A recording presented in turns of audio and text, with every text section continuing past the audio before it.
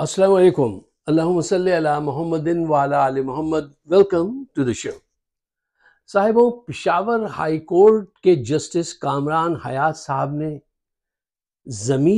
अपने ज़मीर और अक्ल का साथ देते हुए तारीखी फैसला दिया है। पीटीआई को बल्ले का निशान हासिल रहेगा।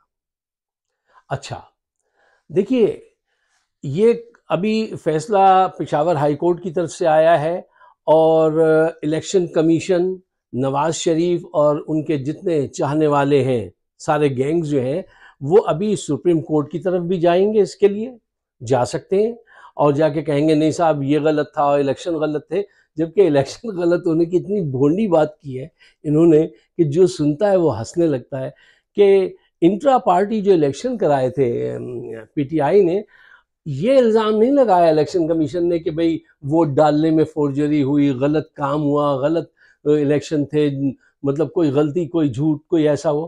कह रहे नहीं, वो जिन साहब को निगरान मुकर्रर किया था वो ठीक नहीं थे। सिली, देखिए, ये मतलब इनकी बस अब क्या इस पे बात करना आगे। तो मेरे कहने का मतलब ये है कि अपनी खुशी को ज़रा कंट्रोल रखिए और अभी राह में कई मोड़ हैं, कोई आएगा कोई जाएगा, तो आप ज़रा चौकन्ने रहिए, खुश रहिए, लेकिन अपनी खुशी को ज़रा समेट कर रखिए। अच्छा, बल्ले का निशान ये क्यों छीनना चाहते थे? देखिए, बल्ले का निशान ये इसलिए छीनना चाहते हैं कि अवाम को ये पैगाम देना चाहते हैं कि वो, बल्कि पैगाम क्या देना चाहते हैं, उन्होंने साफ साफ कह दिया था इनके एक लीडर ने कि साड़ी गल हो गई है, यानी हमारी बातचीत हो गई है, सौदा मुक गया है, हमारी गल हो गई है। और अब बल्ले का निशान छीन के तो फिर ये हालत हो जाती कि अब तो बिल्कुल बेफायदा है, लोगों को मायूस करना था कि अब क्या वोट डालने जाना, कि उनकी तो बात भी हो गई है और अब बल्ले का निशान तक छीन लिया, हम तो बिल्कुल ही बेस आसरा हो गए, बिल्कुल ही बेकार हो गए। नहीं, बल्ले का निशान ये नहीं छीन सकते। रब चाहेगा तो वो आप ही के पास रहेगा, क्यों? आपके पास लीडरशिप ऐसी है, वो इनको छोड़ेगी नहीं और इस वक्त ऊपर वाला आपके साथ है। आप अगर ऐसे ही डटे रहेंगे तो जीत के रहेंगे। अच्छा, अब आइए ज़रा इस तरफ के नवाज शरीफ साहब जो है, ज़ाहिर बात है उनके पूरे घराने पे इस वक्त जो है वो क्या फैसला आपने कहा था, बिजली कड़कड़ कड़केगी, और वो बिजली कड़कड़ कड़क रही है इनके सरों पर। हैं, हम देखेंगे, लाजिम है कि हम भी देखें, हम देखेंगे वो दिन के जिसका वादा है। अच्छा, अब ये बड़ी लंबी नज़म, छोड़ दीजिए इसको। नवाज शरीफ साहब जो है फौज के इशारे तो खूब समझते हैं, लेकिन अल्लाह रब्बुल आलमीन जो इशारे दे रहा है उसको नहीं समझ पा रहा है। इसकी क्या वजह है? देखिए, ऊपर वाला आज आपको समझाने के लिए फरिश्ते नहीं भेजेगा, इशारे देगा, और आप में इतनी जहानत होनी चाहिए कि आप उन इशारों को समझें। अच्छा, जो इशारे समझ जाता है वो अपनी डायरेक्शन जो है वो तय कर लेता है, चेंज कर लेता है। और जो बेवकूफ़ होता है या ज़िद्दी होता है, वो अपने इशारे देख के भी नहीं संभलता, तो ये उसका नसीब है। मैं 4-5 पॉइंट्स आपके सामने रखता हूँ, देखिए, क्योंकि उसको तफसील से डिस्कस नहीं कर सकते, लेकिन बुलेट पॉइंट की सूरत में आप खुद समझ जाएंगे। पॉइंट नंबर 1, देखिए, इनके फेल होने के क्या इशारे हैं। देखिए, लंदन से पाकिस्तान आए तो कहा था एयरपोर्ट पे इमाम खुमैनी की तरह लोग आएंगे, रनवे पे चढ़ दौड़ेंगे और जहाज में घुस जाएंगे। ऐसा कुछ नहीं हुआ, चंद हजार लोग भी वहां नहीं आए। फेल। पॉइंट नंबर 2, लाहौर में जलसा किया और लाहौर के रहने वाले उस जलसे में नहीं आए। फेल। पॉइंट नंबर 3, तुम लाहौर में बगैर गार्ड्स के घूम नहीं सकते, निकल नहीं सकते। क्यों? तुम फेल हो चुके हो। पॉइंट नंबर 4, तुम टीवी पे बैठकर, इतना बड़ा तुम्हारा नाम है, नवाज शरीफ 3 दफा के साबिक वजीर आजम, ठीक है ना, तुम्हें 25 करोड़ आवाम में से चंद हजार लोग तुम्हारी तकरीर सुनते हैं, वो भी आधी तकरीर में चले जाते हैं। फेल, क्योंकि तुम फेल हो। पॉइंट नंबर 5, इलेक्शन कमीशन तुम्हारा जर खरीद गुलाम सिकंदर, क्या नाम है उनका, राजा बादशाह जो कुछ भी हैं वो, उन्होंने बल्ले का निशान छीन लिया और हाई कोर्ट ने उसकी पोल खोल दी कि हाई कोर्ट में जज साहब ने कहा जब इतना सा टाइम रह गया इलेक्शन में तो फिर आप इनका निशान छीन रहे हैं। एक सियासी पार्टी से उसका इतने कम वक्त में आपने इनसे कहा इलेक्शन कराओ, और उसमें आपने कहा कि उसमें भी ऐब निकाल दिए कि वो सही नहीं था। और यकीन कीजिए कि जज को भी हंसी आ रही होगी जब उसे पूछा कि क्या इंट्रा पार्टी इलेक्शन में क्या खराबी थी, तो कहने लगे नहीं उसमें कोई वोट की तो कोई ज्यादा फोर्जरी नहीं हुई, कोई गलत काम नहीं हुआ, बस जो आदमी इन्होंने अपॉइंट किया था वो गलत था। बताइए इन लोग ये क्या लोग हैं, ये किस विजन के लोग हैं, ये मुल्क चलाएंगे। अच्छा, पॉइंट नंबर 6, जर्नैल भी नवाज शरीफ साहब से अब तंग आ गए। वो कहते हैं या अल्लाह हम किस घोड़े पे ले आए, किस घोड़े पे इस ये हमारा काम करेंगे, ये तो किसी काबिल ही नहीं है। अच्छा, वो इशारे दे रहे हैं कि अब हमारी जैसे जान छोड़ दो, ये देख रहे हैं ये क्योंकि फेल हो चुके हैं, लेकिन ये नहीं समझ रहे। अक्लमंद को इशारा काफी होता है, इनको 6 इशारे दे रहा है रब, लेकिन नहीं समझ रहे। अच्छा, इशारे पे याद आया कि वो गांव में एक स्टूडेंट तालिब इल्म था, उसने अपने दोस्त से कहा कि तुम जाके ना ज़रा कॉलेज में देखना रिज़ल्ट बोर्ड पे लग गया होगा, मैं अब्बा जी के साथ शहर जा रहा हूँ, तो मैं रास्ते में होऊंगा, अब्बा साथ जा चल रहे होंगे, तो तुम आके मुझे इशारे से बता देना कि अगर मैं एक सब्जेक्ट में फ़ेल हूँ तो कह देना तुम्हें एक मुसलमान ने सलाम कहा है, अगर 2 में हूँ तो कह देना तुम्हें 2 मुसलमानों ने सलाम किया है। तो दोस्त आया, वो अब्बा जी के साथ बस साहब की तरफ जा रहा था, तो दोस्त ने आके कहा असलम तुम्हें पूरी मुस्लिम उम्मा ने सलाम कहा है। वो हर सब्जेक्ट में फेल था, ये वो इशारा उसने उसको दे दिया, तुम सारे सब्जेक्ट में फेल हो, ये हर मुकाम पे फेल हो चुके हैं। लेकिन इख्तिदार का एक ऐसा शौक होता है कि वो जो होता है वो फिर नशा है, और जब अगर ये मिल जाए ऐसी क़ुव्वतें जो यकीन दिला दें कि हम साहब आपको इख्तिदार में ले आएंगे, तो फिर तो साहब वो नशा और बढ़ जाता है।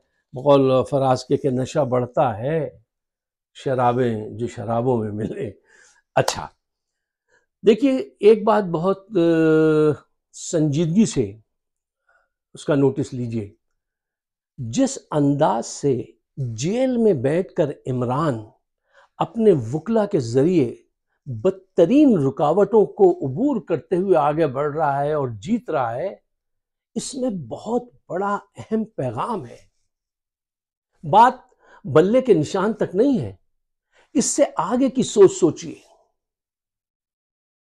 पाकिस्तान के मुस्तकबिल के आने वाले 50 साल के लिए सोचिए।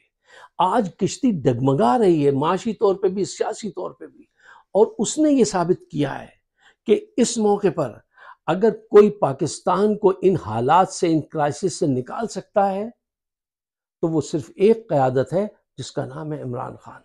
अब ये जर्नैलों को जाके समझना चाहिए और ये आसिम मुनीर को समझाना चाहिए कि देखिए हम जिन क्राइसिस में है ना, ये इसमें एक ही लीडर है पाकिस्तान में जो इससे आगे निकाल सकता है। अब आप ये शिकवे मत कीजिए वो प्ले बॉय था और ये था वो था, यार माफ कीजिए, आगे ग्रोन अप, चलो बड़े हो जाइए। अब प्ले बॉय थे क्या, नॉनसेंस, जवानी में सभी प्ले बॉय होते हैं, वो सॉरी ऐसा तो नहीं है, लेकिन यार वो उसको भूल जाइए अब आप। अच्छा, ये देखिए इनको ये एहसास दिलाइए नून लीग की कुव्वत क्या है, गलत जराए से कमाया हुआ करप्शन का पैसा। जर्नैलों की कुव्वत क्या है, गन, यही है ना। ये दोनों चीजें मसाइल का हल नहीं है, ये तो खुद बहुत बड़ा मसला है, इनसे मसला हल नहीं होगा, ये मसाइल का हल नहीं है। मसाइल का हल तो वो पावर है, वो जहनी कुव्वत है जो उसको अल्लाह ताला ने इनायत की है इमरान खान को। अब उनके मुकाबले पे आप जिनको लाए हैं, शहबाज शरीफ साहब फरमा रहे हैं हम फिर जीतेंगे, तरक्की का दौर फिर शुरू होगा।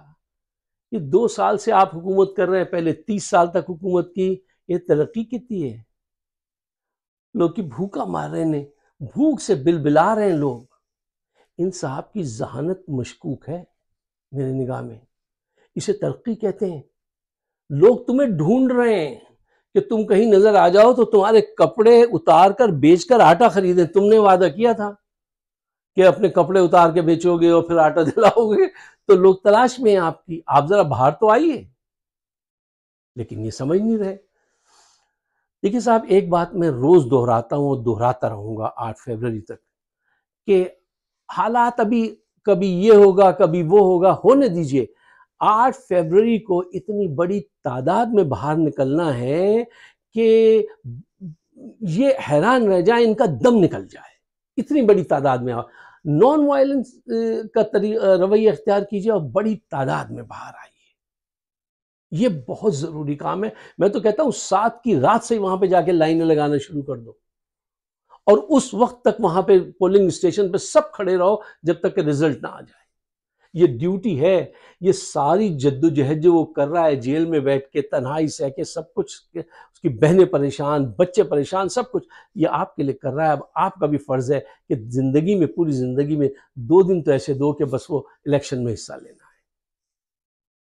देखो, कुदरत ने आपको बहुत अच्छा लीडर दे दिया है। और देखो, इन्हीं हालात में लीडरशिप पैदा होती है, बदतरीन हालात में।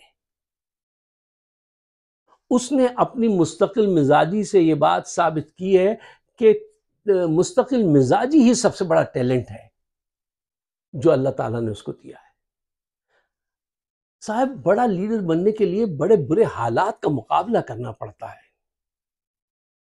ये शुगर मिल्स बनाकर, बाहर जायदादें बनाकर आप लीडर नहीं हैं, आप एक करप्ट बेईमान ताजिर हैं। उससे ज्यादा आप कुछ नहीं हैं। इमरान की सलाहियत देखिए, इन हालात में वो किस दर्जा स्टेडफास्ट रहता है। क्यों? रोज कुरान पढ़ता है, ईमान ऊपर से उसका राब्ता है, ईमान मजबूत रखता है। आशिक रसूल सल्लल्लाहु अलैहि वसल्लम, मजबूत हो जाता है इंसान इन चीजों से। वो एहतिजाज को चैलेंज में कन्वर्ट करना जानता है और अब उसने अवाम को भी ये सिखा दिया है। अल्हम्दुलिल्लाह, अवाम सीखने लगी है कि एहतिजाज से ज्यादा जरूरी है कि उन हालात को हम एज ए चैलेंज लें और फाइट करें। वरना पाकिस्तान की अदालतों में जब वो शुरू में उसने इनकी करप्शन के खिलाफ केसेस दाखिल करना शुरू किए थे, तो हमारे सिंध के एक लीडर है गौस अली शाह, उन्होंने कहा था बाबा इसको कोई समझाए, मुल्क में कोई हुकूमत ऐसे बदलती है अदालतों में जाके, यार कोई करप्शन ऐसे खत्म होती है? खुद अल्लाह के वास्ते इसको समझाओ, ऐसे करप्शन खत्म नहीं होती। उसने इनको वो वक्ता पाया कि आज ये सब मानते, जो कल कहते थे कि ये तो क्रिकेटर है, लीडर है ही नहीं। ये सब कहां पर है ये आपको पता है। अब अवाम का फर्ज ये है, मैं फिर दोबारा कहता हूं, वो अपनी जंग लड़ रहा है, उसके वकील बेहतरीन परफॉर्म कर रहे हैं और अल्लाह ताला साथ दे रहा है। आप सबको तैयारी करनी है कि 8 फरवरी को इतनी बड़ी तादाद में निकलो कि इनका दम निकले।